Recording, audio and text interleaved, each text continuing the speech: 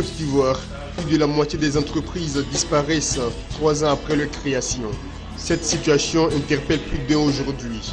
Le cabinet de formation Mirassou Consulting s'est donc engagé à œuvrer pour la pérennité de petites et moyennes entreprises. À son initiative, ces dizaines de jeunes entrepreneurs ont rencontré et échangé avec plusieurs chefs d'entreprise confirmés. De leurs expériences, ils ont appris à minimiser les risques pour réussir leur projet d'entreprise.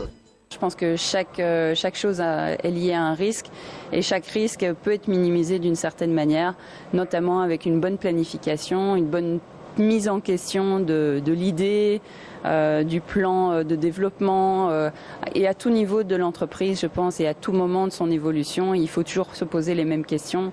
Est-ce qu'il y a un risque? Si ce risque existe, comment est-ce que je peux le minimiser et comment puis-je aller de l'avant après ça? Ce n'est pas au moment où l'entreprise existe qu'il faille faire face à des difficultés, mais c'est de les appréhender à l'avance. Donc que l'idée soit mûrement réfléchie, suffisamment approfondie pour que lors de la réalisation, on évite le maximum d'écueils. Ces jeunes entrepreneurs ont par ailleurs été invités à se former à l'outil informatique et à mettre à profit les possibilités qu'offre la technologie pour rendre leurs entreprises plus compétitives. Nous sommes à l'ère du numérique, nous sommes à l'ère où toutes les entreprises qui veulent réellement se faire une place sur le marché, se maintenir sur le marché et également grandir, doivent réellement faire usage de la technologie parce que la technologie est un moyen efficace aujourd'hui de se distinguer de la concurrence. Après échange et partage d'expériences, participants et organisateurs se réjouissent d'une telle action en faveur des PME.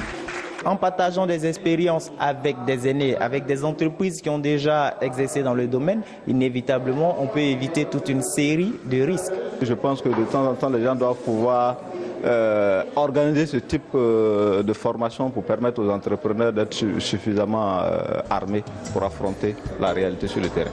Depuis ces dernières années, la Côte d'Ivoire a engagé plusieurs réformes fiscales et juridiques pour faciliter la création d'entreprises.